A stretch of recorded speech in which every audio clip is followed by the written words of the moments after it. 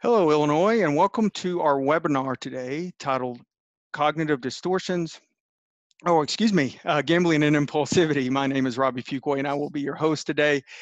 This webinar is sponsored today by the Illinois Department of Human Services and will be facilitated by Morneau Chappelle and again myself.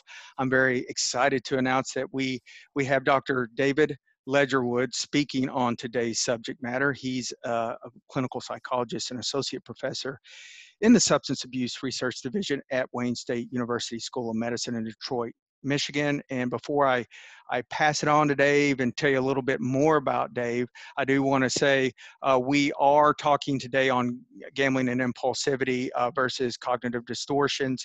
That's a little bit of my mistake, but Dr. Ledgerwood, this is one of his areas that he has really done a lot of research on. So I think this was going to really be a great topic today.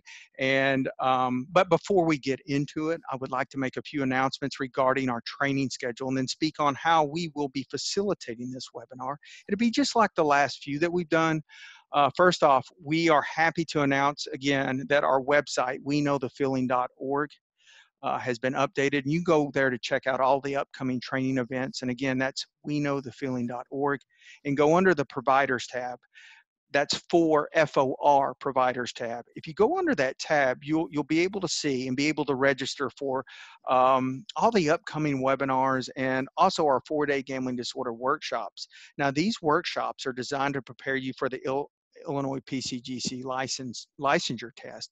Now, this is not a test prep course per se, just to let you know, but we feel that it will definitely put you in a better opportunity to succeed and pass this test after you sit through the 4 days.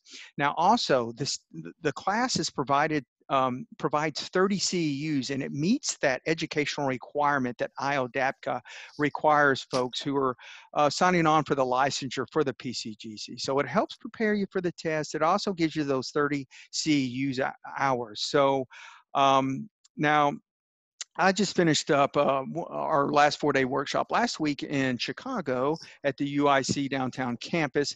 Great group of folks. It was a great class, and we're looking forward to, and if I might say, the better news is that we have 5 more coming, 5 more 4-day workshops through the end of fiscal year 2020, ending in June. Beginning with our guest speaker today, Dr. David Ledgerwood will do the next class in late April, starting April 28th.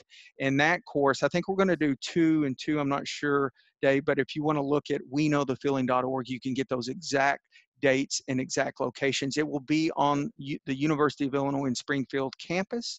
And between Dave and I will be facilitating 2 in Springfield. I'll be there later in June. Dr. Ledgerwood will be in Chicago back at the UIC campus in late May. I'll be in Mount Vernon, and then I'll be again in Central Illinois in Bloomington, Illinois, conducting a 4-day in the 1st of June. So again, that's 5 we're going to be doing. You're also going to see, going back to weknowthefeeling.org, the website, you'll also see on the right side of the screen, you'll see all the webinars that we also have coming your way. Now, these webinars include some really great speakers like Dave and our last presenter, Julie Hines. Our next scheduled webinar after this one will be February 20th, where you're just going to have to settle for little old me. I'm going to be presenting on the history and challenges of gambling in the military. So again, visit weknowthefeeling.org to get all the details on all these events, and also you can register for these events. Again, if you have questions, you can call me or email me, but it's really easy if you go to that website. And that's where I'm going to end up directing you anyhow, if it's a registering question or if it's a location question. Just go to the website and you'll be able to find everything there. And then just a couple more things. I'd like to thank the Illinois Department of Human Services for making these trainings possible, and they are also the ones responsible for bringing these trainings to you. That's the 4-day courses. This is the great webinars with the great guest speakers like we have today at no cost. These are free. So thank you, Illinois Department of Human Services. Now, remember, friendly reminder, to receive your CEU today, you must be on the call for the entire presentation, and you must participate on all 3 polling questions. You've also probably noticed you are muted. Now, if you've ever been on a call with background noise, which I was on one a couple of weeks ago, you probably know why you're muted today. So if you have any questions during the call, feel free to chat us. Dave and I will see these. I'll be checking these. If we can answer them, we will. And at the end, I know when I do these webinars for you guys, I run all the way up into an hour. Um, we might see if we have any time after, like after Julie's, we had 5-10 minutes. We'll open the floor for discussion. And if you have a question, you can chat me and I can either open the line for you to speak, or I can just go off your chat as a question. Either way, if we're unable to answer your question today, we'll make sure to answer your question via email. So again, the subject matter today, my apologies, but this is really, I think, a blessing in disguise, because this is one of Dr. Ledgerwood's areas that he focuses on, gambling and impulsivity. Another one I've heard him do talks on are trauma as they are related to problem gambling and gambling disorder. Again, he's a clinical psychologist and associate professor in the Substance Abuse Research Division at Wayne State University School of Medicine. He's also the director of the Problem Gambling Clinic at Wayne State and the president of the Michigan Association on Problem Gambling. I personally worked with Dave, presented with Dave. Every time I hear him talk, I learn some new things on problem gambling and gambling disorder. So without further ado, I am turning the wheel over to Dr. David Ledgerwood. Hey, Dave. Hey, Robbie, thanks very much for that introduction. Sure. And thanks for taking responsibility for the mix-up, but I can't let you because it was really my fault. I goofed up our topics. I know we picked 2 or 3 different topics to present on over time, and I think I accidentally mixed up the order of those. So we will talk about gambling-related cognitive distortions in a later on webinar. But today we're going to start with impulsivity, and hopefully, even with the mix-up, hopefully it'll be worth your while to hear a little bit about this, and then we'll get to the cognitive distortion work a little bit down the road. But I want to thank you again, Robbie, for inviting me to do this webinar, and we'll just jump right into it. There's going to be a couple of points, and Robbie, maybe you can help me with this in terms of discussion. I think Sure. there's going to be a couple points where people could unmute themselves if they have something to say. I do have a couple of discussion questions in here. Do you think that'll be too disruptive, or you think No, people will be no, able Dave. to? You know what I'll do is I'll kind of check in, and as we've done in the past, if we've got something, I'll just kind of step in and say, "Hey, Dave, we have a question." If that works for you. Perfect. Yeah, that'd be Okay. great. All Yeah, right. excellent. All right, well, let's get started. So this is where I'm coming to you from. You might notice that this looks a little bit like Detroit in the background on that sort of middle postcard there, but I actually do the border hop every day. I'm from over the border in Windsor and work in Detroit, Michigan. So I get the interesting opportunity to pass 4 gigantic casinos on my way to work every day. One of them over in Canada and 3 of them over in Detroit. And this is what Windsor looks like in the summertime. But of course, it is February. It doesn't look quite this bad right now. But for those of you from the Chicago area, this might look somewhat familiar. If you're looking at Lake Michigan, sometimes you get those big blocks of ice going down on the water. Well, we get that on the Detroit River too. So what's interesting about where I live is back in the 1920s, this river used to actually freeze all the way over, and bootleggers would actually drive across the Detroit River and smuggle alcohol into the United States. So it's kind of a cool story. For me, this picture reminds me of when I first got interested in doing gambling research. I lived about 2 miles from my university as a grad student, and on days like this, I would walk through the casino just to warm up. And there are a lot of cues in there that really sort of got me thinking about what is gambling, what is gambling disorder. I was working in a substance abuse treatment facility at the time, and I started to get curious about the relationship between gambling and substance use disorder, and wondering whether gambling is an addiction as opposed to an impulse control disorder, which is what it has been classified over a long period of time. And of course, we're talking about impulsivity today, so it makes sense that impulse control disorders would be a decent classification. But we're going to talk about impulsivity more as a trait rather than sort of as a descriptor of gambling disorder today.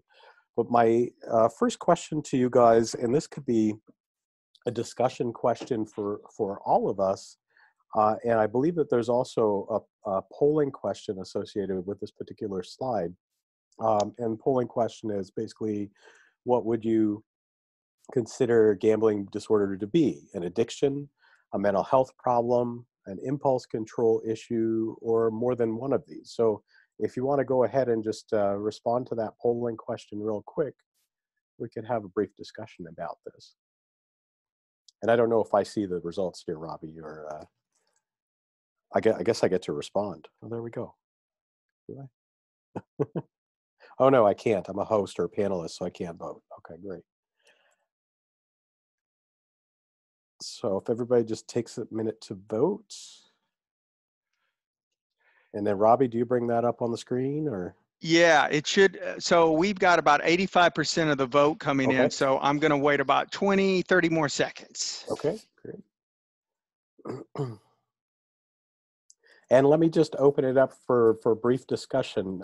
Anybody who wants to chime in, what do you consider gambling disorder to be, and why do you consider it to be that? So Yeah, feel Dave. free to jump in. Yeah, and it Mhm. looks like 92% said D, more than the above. That's what I'd answered when we had discussed yesterday. And then Okay, 8% answered an addiction. So let me check okay. the chats to see if anybody has any questions, and I'll shut down this poll.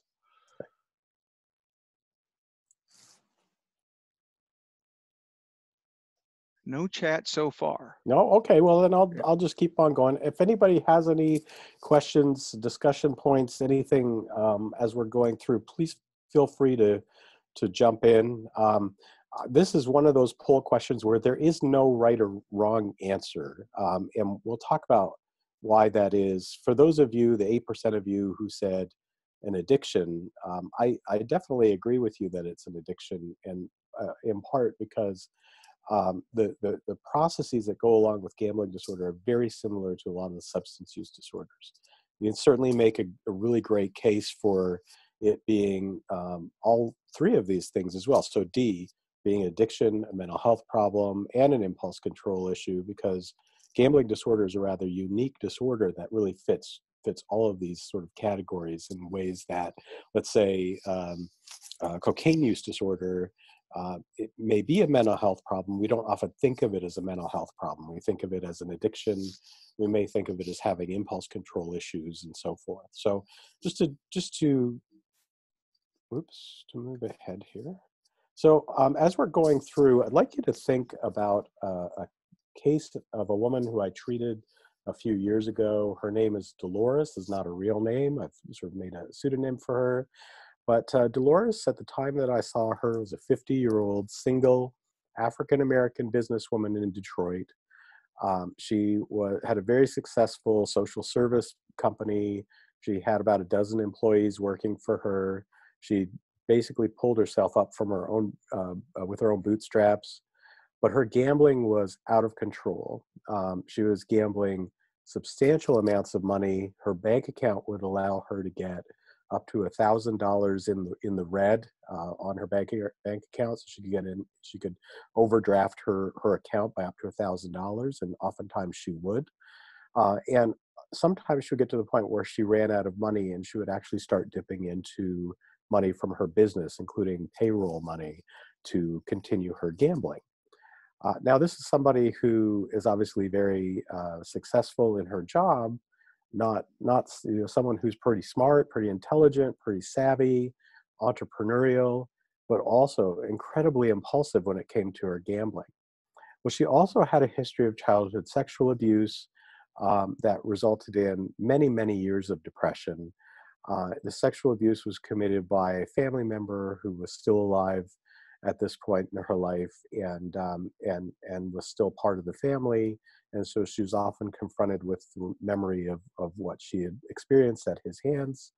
She also had many years of past dependence on heroin, cocaine, and alcohol throughout her teenage and early 20s, and up to her early 30s. And she'd been in recovery from those drugs for about 20 years.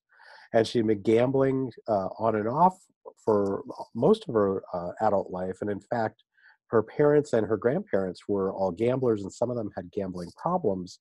But for the most part, her gambling wasn't a problem until the last 5 years before I started to see her. So this was somebody who had a longstanding history of mental health problems, of trauma, of substance use problems, and she was able to successfully go into substance abuse recovery for 2 decades before developing a gambling problem. So we're going to talk a little bit about cases like Dolores's as we talk about impulsivity and how impulsivity interacts with other aspects of gambling disorder, including mental health issues, and also this idea of trading addictions. So for someone like Dolores, she was not engaging in addictive behaviors for a couple of decades, but then really sort of developed this gambling problem later in life. And we see that quite often. Oftentimes you don't see people with co-occurring substance use problems at the same time as they're gambling. Usually those things are sort of in the past and the gambling is more current. So think about Dolores as we go through and talk a little bit more about impulsivity and gambling disorder. Now, of course, it's been a few years now. It's been about 7 years since the introduction of the DSM-5. And we know that with the introduction of the DSM-5, there were some major changes in how we conceptualize gambling disorder. First, the name was changed. It's no longer called pathological gambling. Now it's called gambling disorder. It's also been moved from the impulse control disorder, not otherwise specified section, into a section alongside the substance use disorders, alongside alcohol use disorder and the various substance use disorders. So now instead of being considered an impulse control disorder, it's considered an addiction, essentially. And it is in fact the only behavioral addiction that is actually considered in the DSM-5 alongside the substance use disorders. There is one other behavioral addictions, internet gaming disorder, that's included in the DSM-5, but it's included along with disorders for further study. So it's not actually categorized along with the substance use disorders. They dropped the illegal behavior symptoms. So there used to be a symptom that said engage in gambling, engage in illegal activities to support gambling or to bail oneself out of gambling debt. That item has been dropped. And now to be a little bit more consistent with the substance use problems, you only need 4 out of 9 symptoms to have a diagnosis of gambling disorder, whereas with previous versions of the DSM, you needed 5 out of 10 symptoms at least to have a diagnosis of pathological gambling. So this is a major shift from considering gambling disorder an impulse control problem to considering it an addiction. Now, does that really matter? Probably not, because as we're talking about gambling disorder, for the vast majority of people with gambling problems, they're also going to have certain mechanisms underlying their gambling problems that are common amongst many people with this problem. And those things include what we consider to be impulsivity and executive function problems. And that's going to be the bulk of my talk today. So when we think about gambling, gambling generally involves placing something at risk in order of obtaining something of greater value. And the sign is in Spanish, but it basically says, be careful, crocodiles in their natural environment. This picture I took right after I took that first picture, and it looks like I'm taking a big risk of crawling down into the snout of a big crocodile, but in fact I'm up on a wood platform. I just have a decent camera and can look like I'm getting a close shot. So we generally take calculated risks where the potential reward is consistent with the payoff. So I was able to get a good picture here without getting too close to the crocodile and without putting myself in any jeopardy. We make decisions like this all the time. We make decisions based on the risk of the situation and the potential reward or payoff from the situation. And those are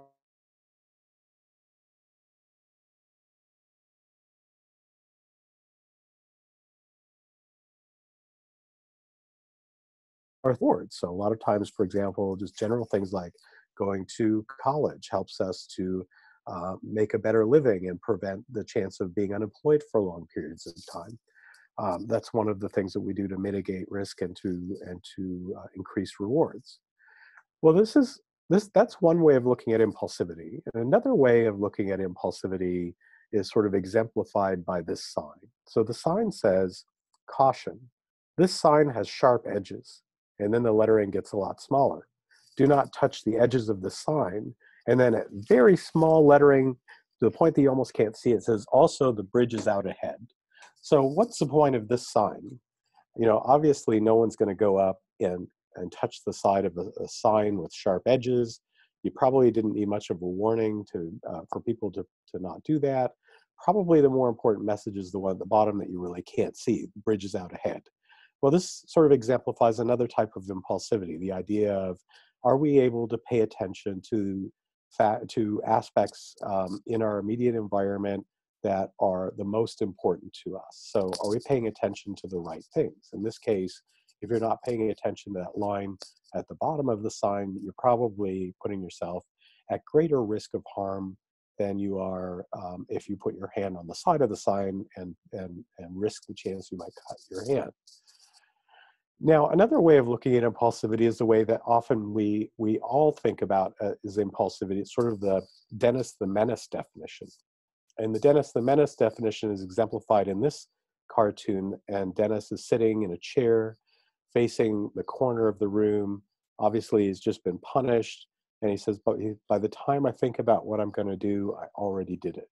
So this is the more classical definition of impulsivity, this idea of when I'm, acting before thinking about the consequences.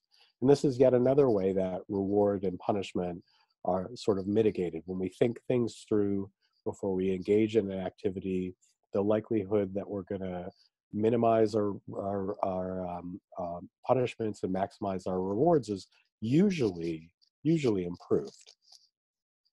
Now, there's a lot of different ways of looking at impulsivity, and here I wanted to talk about a few of the measures that we use when we're actually working with people with gambling problems. So this is a rather long list here, and I'm only going to talk about a few of these measures, but one of them is the Barrett Impulsiveness Scale. I'm going to talk about that in a minute. A similar measure is the Isaac's Impulsiveness Scale, and this is a measure that focuses on things like sensation seeking and also sort of inability to pay attention. The UPPS is another measure I'm going to talk about in a little bit more detail. But as I kind of showed you with a picture of the sign with the sharp edges, there are other ways to look at impulsivity, including being able to pay attention to pertinent information and block out other things that are irrelevant, information that's irrelevant. People who are more impulsive tend to have more difficulty with those sorts of tasks. There's also memory tasks. So people who are more impulsive have a little bit more difficulty with immediate and delayed memory. They tend to take greater risks on tasks like the balloon analog risk task, which is a risk-taking task that's done on the computer. They also tend to have greater problems in what we call go, no-go tasks. Go, no-go tasks are tasks that we also call response inhibition tasks. And a good way to sort of imagine response inhibition is to just picture yourself driving down a busy street that you typically take to work every day. And as you're approaching an intersection with traffic lights that you pass by all the time, you usually have this spot where you say, okay, if the light goes yellow at this point, before this point, I'll stop at the light. After this point, I'm going through the yellow light no matter what. Well, what if you're driving down that road and instead of turning yellow as you hit that point, the light goes instantly from green to red? Well, there you've been given an ambiguous stop signal when you already had a go signal. So you already had a rule where you would keep going if the yellow light came up. Now it went from green to red instantly. You're given an unexpected stop signal. How good are you at stopping at that point? That's actually what go and no-go tasks actually measures. When given an unexpected stop signal, how good are you at stopping when you weren't expecting to have to stop? People who are more impulsive have more difficulty stopping at those points, as you can imagine. And then there's something called the delayed discounting task, which I'm going to talk about in more detail as well. Barrett Impulsiveness Scale is a great measure for clinicians because it is a validated measure and it is available in the public domain. It's easy to find just by Googling it. The current version is scale number version 11.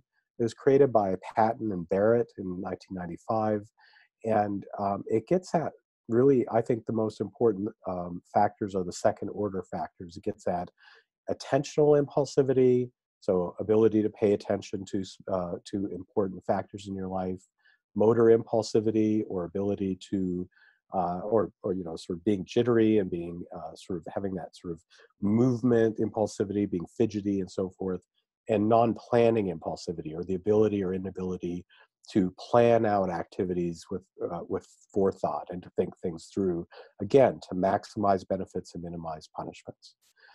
Just very briefly, here's a screenshot of some of the items on that measure. This is most of the measure actually right here. It's about 30 items long. And you can see by on the screen here, there are a number of measures. You could kind of just imagine how you might score on these measures and how someone who is really impulsive might score on them. So I plan tasks carefully as the first item. You can rate from rarely or never, which is a 1, all the way up to almost always or always, which is a 4. So someone who is more impulsive would obviously probably go with a 1 or 2. Someone who's less impulsive might say 3 or 4. I do things without thinking. Now the scale sort of flips a little bit. So now the higher scores reflect greater impulsivity. So if I do things without thinking almost always, then I might click 4 on that. I make up my mind quickly. So again, it's reflecting greater impulsivity. I'm happy-go-lucky. I don't pay attention. I have racing thoughts. I plan out trips and so forth. There's a number of items here, and they get at different aspects of impulsivity. So it's a good measure, good assessment measure if you're looking at the extent of impulsiveness in someone you're seeing. A second measure that I want to focus a little bit more on is called the UPPS. And it's not an acronym for a delivery service. It actually stands for negative urgency, lack of premeditation, lack of perseverance, and sensation seeking.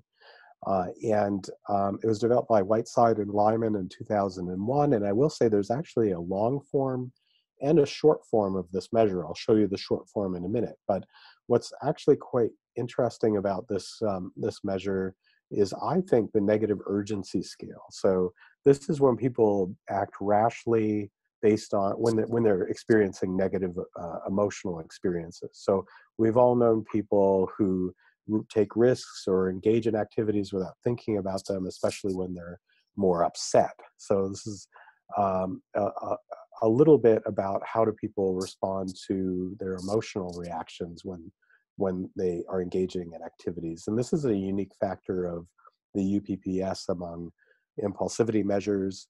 Then, of course, the other scales are more consistent with other impulsivity measures. So, for example, lack of premeditation or engaging in action without thinking about it before time, lack of perseverance, so the inability to remain focused on a particular task that's taking up time, so people when they get distracted very easily. And then the fourth scale is sensation seeking, which is the one, actually, ironically, the one measure of impulsivity that tends to be less endorsed more by people with gambling problems.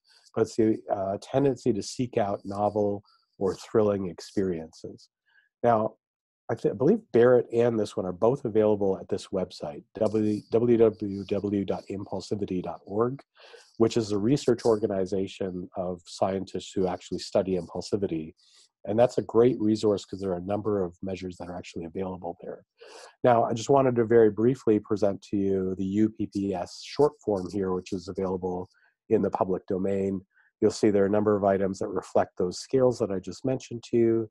I generally like to see things through to the end, would reflect the perseverance scale. My thinking is usually careful and purposeful. When I'm in a great mood, I tend to get into situations that could cause me problems. This is negative urgency. Unfinished tasks really bother me, so perseverance again. I like to stop and think things over before I do them. When I feel bad, I often do things I later regret, and so forth. So there you could see how different ways of looking at impulsivity in this measure. You can imagine that some of your clients might actually score fairly high on some measures, but not other measures. So it makes these scales quite useful when you're working with new clients, new gambling clients. And so I wanted to make sure that you had access to those measures as you're seeing your clients. Now, the last type of impulsivity I'm going to talk about is called discounting of delayed rewards. And many of you probably have heard of this or would consider this to be delay of gratification. And many of you have probably also heard of the marshmallow experiment, which was an experiment done by Walter Mischel back in the 1970s with children. And they were assessing impulsivity. And what they would do was they would go and bring children into a laboratory, and a researcher would go in and place a marshmallow in front of the child and then would leave for 5 minutes. But before leaving would say, that this marshmallow, if you leave this marshmallow here until I get back, I'll give you a second marshmallow. So it's a very famous experiment. And what they basically found was kids that were more impulsive were more likely to eat the marshmallow and ate it faster during the videotape 5-minute period than did kids who were less impulsive. Now, of course, they also found that younger kids were more likely to eat the marshmallow than older kids. And in part, that's because older kids have a better established sense of impulse control. The older you get, the more you're able to sort of withstand giving into those urges for a period of time to again, minimize punishments and maximize rewards. So it's really all about reward. And in mostly the substance abuse literature, although now also in the gambling literature, we have a sort of an adult parallel to this, and it's called delayed discounting or discounting delayed rewards. And it's a very simple sort of task. So I'll just ask each of you to just imagine that I'm in the room with you, and I'm going to offer you some money. And I'm going to offer you a certain amount of money now, or you can take a different amount of money after a period of delay. So in this case, if I ask you if you'd like $1,000 now or $1,000 in a month, most people would say, I'll take the $1,000 right now. Now, if the amounts were different, however, if I said, I'll give you $900 now or $1,000 in 1 month, I might actually get a few people putting up their hands and say, I will take the $900 now instead of waiting a month for the extra $100, right? Does that make sense? So some people would take $900 now because imagining the extra $100 a month for now isn't all that valuable to them. Other people would say, no, for $100 I would wait a month. So they would actually say, I'll take the $1,000 in a month. As we lower the amount and we go to say $500 now, we hit a point where the majority of people would probably say, I will wait 1 month for that extra $500. So I won't take just $500 now. I'll wait a month and get a whole $1,000. And if we drop down as low as $200, probably most of you would say, I will wait. I will wait a month for $1,000. I'm not going to miss out on that other $800. Okay. So that makes sense in terms of, a month isn't that long of a time. It's only 4 weeks. Once you get to the higher amount of money, you're probably more likely to say, I'll wait a little while longer for that extra money. But what if we change the delay? So now instead of a month, our delay is 1 year. So again, most people would take the $1,000 now instead of $1,000 in a year. But now when I ask you $900 now versus $1,000 in a year, more people would probably say, I'll just go with the $900 now, because a year is quite a long time to wait for $100 extra. Even at this point, at a year, you might also find that people are more likely to take the $500 now instead of $1,000 in a year. And when I've done this in large groups of people, large rooms, I usually get a few people who will also say, I will take $200 now instead of $1,000 in a year. And I usually ask them why that is, and they say, I have no idea if I'll be here in a year. So, or if you'll be here in a year, or if they could trust me. So I usually tell them, just think about it hypothetically. Don't imagine where you're going to be in a year or where I'm going to be in a year, just $200 now or $1,000 in a year. If we change the delay to 10 years, we start to get a huge shift in people's responding usually, where they'll definitely take the $900 now. They will very likely take the $500 now. And a lot of people would even take the $200 now. So we get to this point where we're kind of understanding that the value of a delayed reward is not just the value, the dollar value itself, but it's also compounded by how long the delay is and what the alternatives are.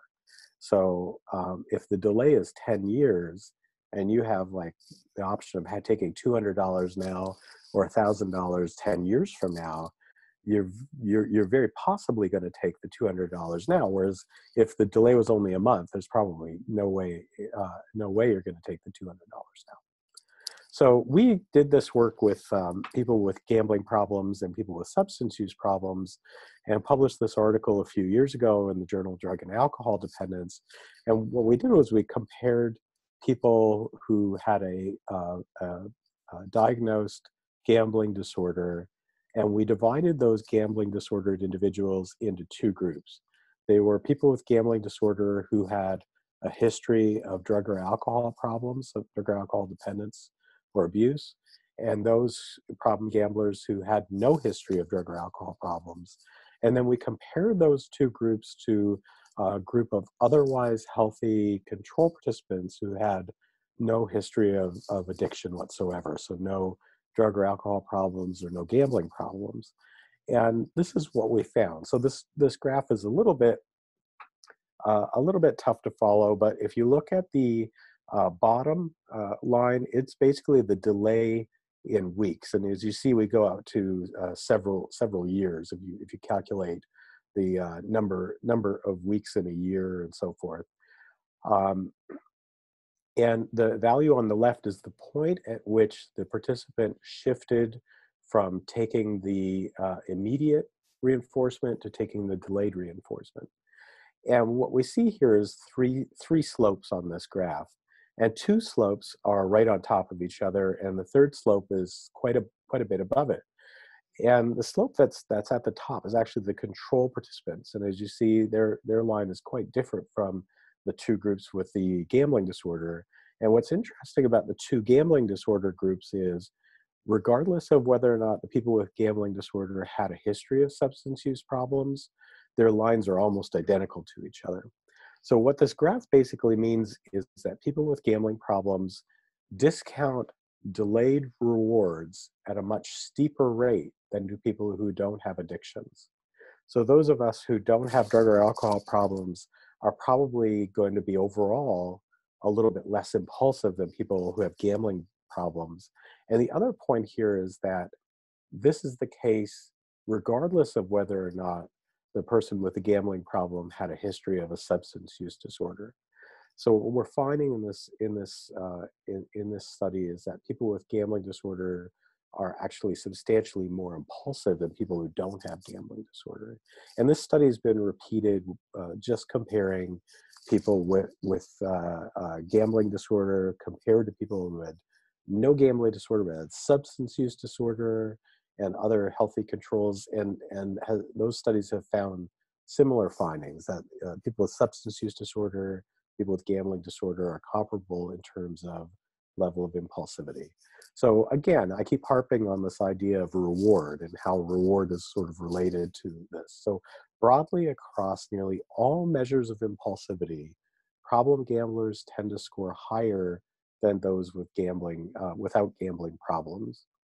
Problem gamblers generally tend to score similarly to those with substance use disorders, but this is not always the case.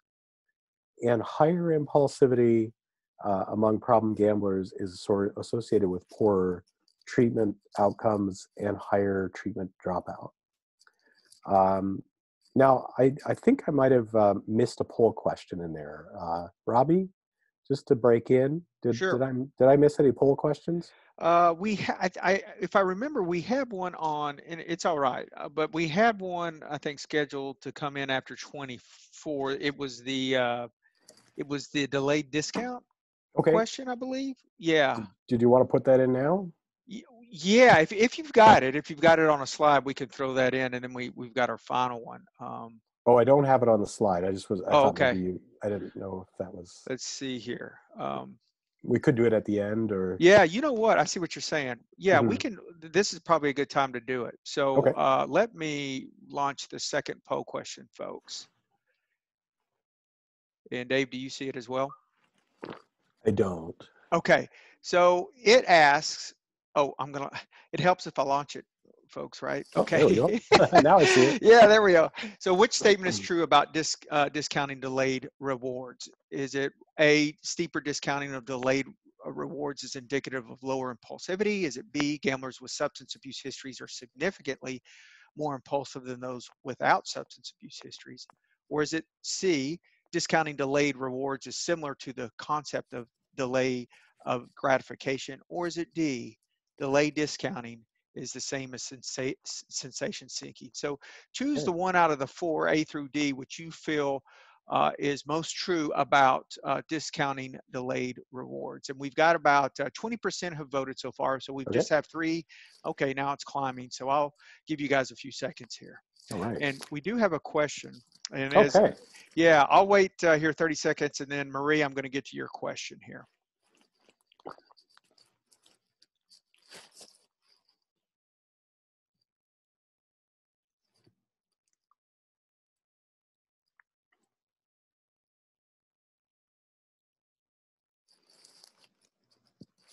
Okay, we got about 73% voting. I'll give it Okay. 15 seconds and then I'll share the results and then I'll go to Marie.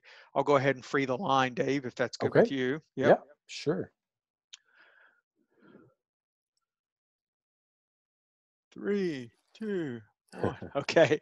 All right. So the correct answer was C, was 3, and that's 46% answered that discounting delayed rewards is similar to the concept of delay of gratification. Right. Yeah. So yeah, I did go zip through that a little bit fast. So I don't know if you want to put the poll question back up there so I can see sure, sure. the response options. So you'll remember I was talking at the beginning there. Oh, perfect! I can see the results and everything. There you So go. Yep. most people got it right. So discounting delayed rewards is similar to the concept of delay of gratification. And one way you could kind of remember that is to remember the marshmallow experiment, right? When you get kids in, and you can think about this in your own experience too. I know for me, if there's something that's going to be really rewarding to me and I have to put off um, uh, doing something about it, there's that sense of, can I delay that gratification, right? Especially if the longer I go, the better it's going to be. You know, it's hard to, the discounting delayed rewards is very similar. So A was incorrect. Steeper discounting of delayed rewards is indicative of lower impulsivity. It's actually indicative of higher impulsivity. So the gamblers with and without substance use problems discounted delayed rewards at a much steeper rate than did people without gambling problems. Gamblers with substance abuse histories are significantly more impulsive than those without substance use histories. That's also not correct. What we've basically been finding is that they're comparable. They're fairly comparable, gamblers and people with substance use problems. And is delay discounting the same as sensation seeking? No, discounting is basically this idea of delayed gratification, whereas sensation seeking is a little bit different. It's basically seeking out exciting new experiences, being, you know, sort of like the skydiver, the person who is really kind of looking for a thrill, essentially. So so C was the correct answer there. And you want to do the question that came up? Sure, sure. Yeah. Marie, and I'll check in with you to see if you're good here. Let me see here. Hold on. Let me try another route here. Yeah. Hang in there, Marie. Oh, And Marie asked, she answered, she typed a question, and it's, is it due to the reward system that is activated in in the brain? Yes. Yeah, Okay. I could talk a little bit about that. So Yeah. I have a tendency, I have another lecture on reward in the brain. I'll talk a little bit about it in this talk, but probably not as much as I would there. But there are certain areas of the brain that are definitely associated with reward, and they're like what we call the striatal parts of the brain, which is sort of the reward center of the brain, where dopamine is produced and tends to be produced when engaging in activities that are inherently rewarding. But there are also connections to the frontal parts of the brain that focus on executive function, which we're going to talk about now. So Ah, executive okay. function, is basically how we learn from our environment to maximize rewards, minimize punishments. But there's links from from the striatal, like the reward centers of the brain as well, and there's also links to the emotion centers of the brain, the amygdala, and also the memory sections of the brain, like the hippocampus. And we'll talk a little bit about those in a minute. Does that Okay, sound good? yeah, wonderful. Yeah, and Okay, thank you, Marie, for your question. If you guys have any great, questions, thanks. just yeah, raise your hand or chat me, and I'll check it, and Sounds we'll let great. Dave know. So just moving along here, another way to sort of look at impulsivity, it's not exactly the same as impulsivity, but is what we call executive function. And it's also an important concept. So executive function involves higher level cognitive processes implicated in the formation of successful goal-directed behavior, including planning and initiating behaviors, anticipating positive and negative consequences, and the ability to adjust behaviors based on environmental feedback. So it's essentially learning how to maximize our rewards and minimize our punishments. But there are a number of different sort of factors involved in executive function. There was a study, a paper that was written a few years ago that sort of highlighted these. There's executive cognitive functions like planning, monitoring, activating, switching, and so forth, behavioral self-regulatory functions like emotion, reward processing, and self-regulation, which you could think of as being like impulsivity, activation, so motivational types of behaviors, energizing our behavior to obtain our goals, and then what we call metacognitive processes, or these sort of overall umbrella processes like our personality, our social cognition, our consciousness and self-awareness. All of these things sort of go into executive function. But usually when we study executive function, we're focused on basically the first, the executive cognitive functions. And some of the most important executive cognitive functions that we use on a day-to-day basis are things like response inhibition, which I sort of told you about already, this idea of being able to stop once you've been given a go signal, working memory, or the ability to maintain details essential to planning in our memory for a brief period of time, so like a phone number or some other detail. Cognitive flexibility or perseveration. So flexibility is the ability to shift one's thoughts or actions to fit the demands of a situation. So you're playing a video game and you figured out how to play the game and you know the rules of the game, you're doing well, all of a sudden the computer changes the rules of the game and you have to figure out what went wrong and how to figure out what the new rules of the game are. People who are cognitively flexible will be able to do something like that fairly easily, whereas people who are more perseverative will have some difficulty. And then planning is the fourth executive function that we focus on a lot. It's the ability to identify and organize elements needed to carry out a planned act or achieve a goal. So imagine that spring break is coming up and you wanted to take the family on a vacation to Florida. There's a lot of things you would have to do. You'd have to book a place to go. You'd have to book flights. You have to make sure everybody had a bathing suit. You'd have to sort of arrange where you're going to go and where you're going to eat, and that sort of thing. For some people, planning something like that is very difficult because it involves a lot of different steps, and it also involves executive function.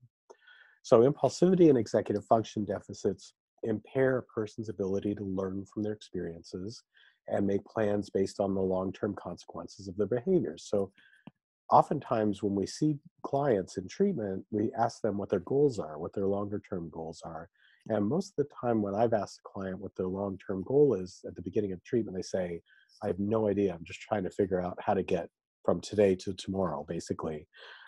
So a lot of times gamblers have trouble with that aspect of treatment, and it's hard for them to benefit from coming up with long-term goals right away at the beginning of treatment. So what I tend to do is to meet the client where they're at initially and try and come up with some more short-term accomplishments and things that they can actually do in a relatively short period of time, while then sort of getting them to be a little bit more aware of the longer term as we work together in treatment. So when we talk about executive function, I'm sort of going to go through this study really quickly. This is a study by Anna Gudrian. It was published a few years ago. And what she did was she recruited 49 people with gambling disorder, 48 people with alcohol dependence, 46 people with Tourette's syndrome, and 49 people who had no addiction or other condition, identified condition. And she did a number of executive function measures with her. And basically, in this graph, just imagine the 0 line in the middle being the line for the normative control participants. And the blue line is the folks with the gambling disorder. And what you see here is that problem gamblers relative to the control participants were doing pretty poorly on response inhibition. They were doing fairly poorly on several measures of cognitive flexibility or perseveration. And they were doing fairly poorly on a measure of planning called the Tower of London task. Now, when we add another line to this red line is actually the alcohol-dependent individuals in the study. And what we see here is that the folks with the gambling disorder and the alcohol use disorder have fairly similar scores on the response inhibition task, the cognitive flexibility task, and the planning task. So in spite of the fact that folks with alcohol dependence may develop executive function deficits in part because of years and years of ingestion of a toxic substance, whereas problem gamblers don't have that aspect, they have similarly poor executive function. So it's another sort of aspect that shows that substance use disorders and gambling disorder have some similar effects. So early studies suggest that problem gamblers exhibit executive function deficits. But when we get to the brain, and this is getting back to the question that was just asked, it's important to understand that there are brain functions that are going on that are different in problem gamblers than in other individuals. And there are a couple of really great articles. One's by Koob and Lamal, other by Kalivas and Volkow. Basically, both of these sort of quotes talk about the idea that the normal circuitry for reward in the brain gets basically hijacked when people experience gambling disorder or substance use disorder or other types of addictive processes. So here's the different parts of the brain, and this is sort of going to the question that was just asked a few minutes ago.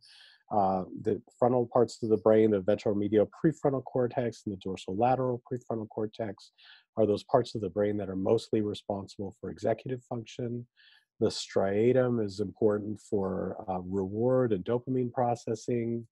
And the amygdala is important for creating emotional memories, and the hippocampus is responsible for creating memories and learning from experience. So if I'm just going to give you sort of a list of these brain areas, you know, these are the ones that are probably the most important to remember. The striatum includes different parts called the caudate and the putamen.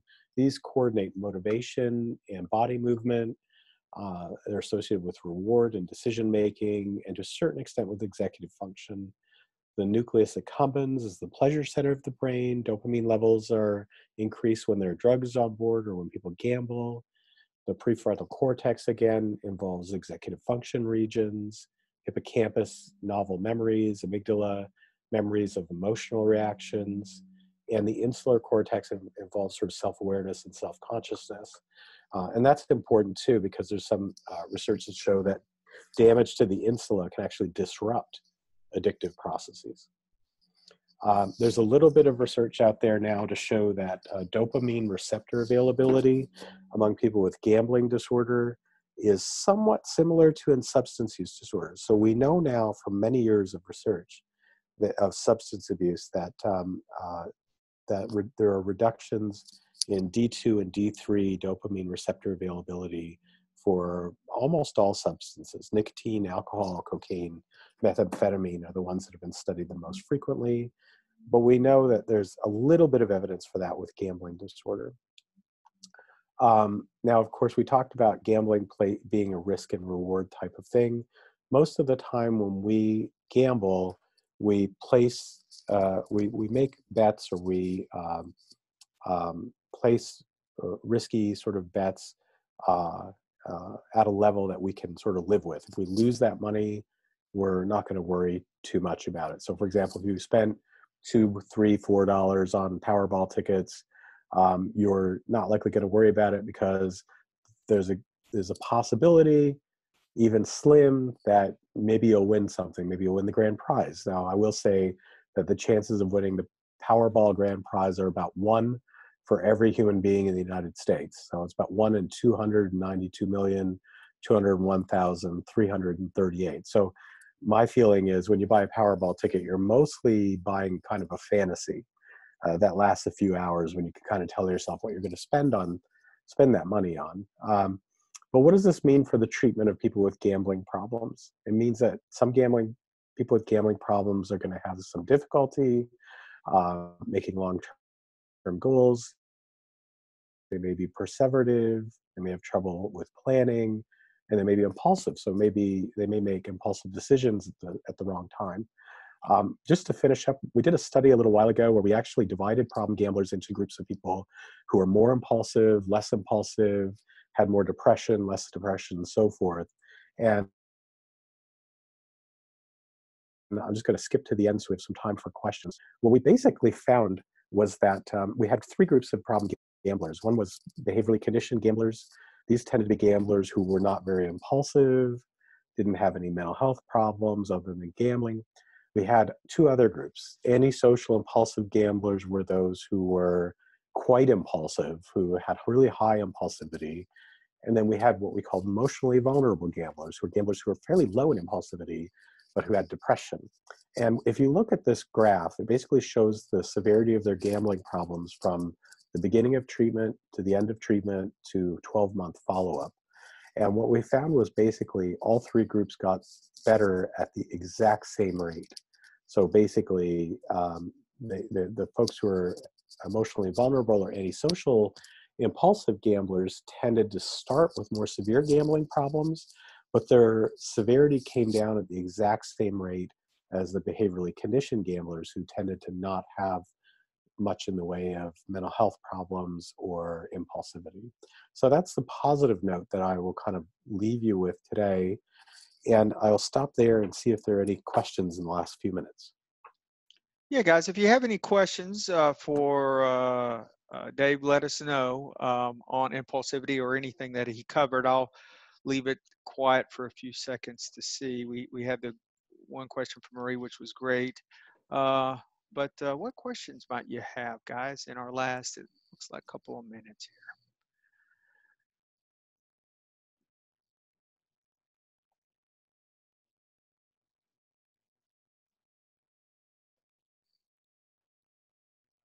Dave, this is something that we speak on um, at the four. In fact, we talked about it quite a bit.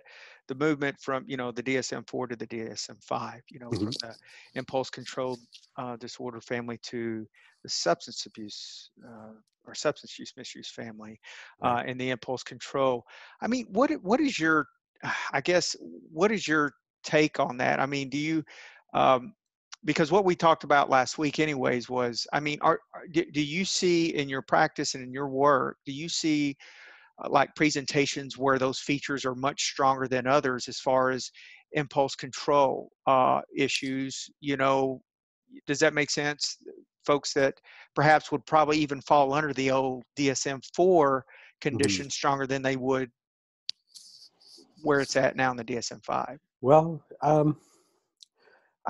not really, because I think like when from the criteria standpoint, the criteria haven't changed all that much. They really just dropped the one legal The legal, yeah. activity, right? So in some ways, I mean, they kind of look the same as they ever did, and we use the same measures a lot of times Mhm. to assess gambling problems. I think though, if you were to take somebody who had a cocaine use disorder, Hmm. you would probably find that they would have a profile around impulsivity that was very similar to the person with the gambling problem. So in some ways, the impulse control disorder category ended up being kind of a catch-all category, because you had like, yeah, like kleptomania and hair pulling, and you know, Pyromania. yeah, pyromania, I Yeah. think it was in there, and uh, intermittent explosive disorder. Yeah. People get really angry suddenly, and a lot of those problems don't fit well together. Yeah. So it feels like, you know, if you take a gambler and you put them in the substance abuse section, you're going to start to see a lot of similarities in terms of the impulsiveness with the people with substance use problems. Interesting. Yeah, and I think the substance use folks can get a little bit more impulsive just because, um, you know, in some ways you have that extra disinhibition from the chemical From the aspect of that. chemical in the body. Right, Yeah. right. Yeah. Good Mhm. point. Yeah. Yeah.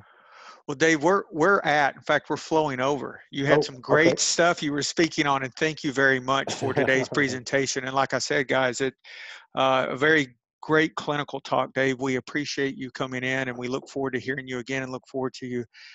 Well, I look forward to you helping out with the 4-day courses. But Excellent. yeah, yeah. So thank you very much. Thank you very much. And it looks like, guys, we got away with just 2 poll questions today, which is no, that's Yeah. good. I'm sure they're like they're applauding that. So, but anyways, everybody did great on those. I And every forgot. I don't have the screen numbers on my Oh, no screen for worries. I some didn't reason. either, but no, no, Yeah. we're fine. I really liked the presentation and the talks on impulsivity. Okay. It's fascinating stuff, and I think this is the type of clinical information that can help us better provide our services to folks suffering Excellent. from this, ugly condition. Well, So really happy to answer more questions. If anyone, feel free to email me. The email addresses are on the page, so yeah, get more and I'll resources to people. sure. Oh, we've got one more question. Okay. That's great. Oh, thank you, Tanya. Yeah, she said great presentation, and Oh, I good. agree. So, Dave, we Thank you. appreciate it, and we look forward to working with you more. Okay, Sounds so good. okay, man. Well, thank you, Looking and thank you, forward to it. everybody. And next week, February 20th, I'll be doing gambling in the military, and I look forward to hearing from you then. Everybody, have a great day. All right, talk to you later, guys. All right, see ya. Bye Thank now. you.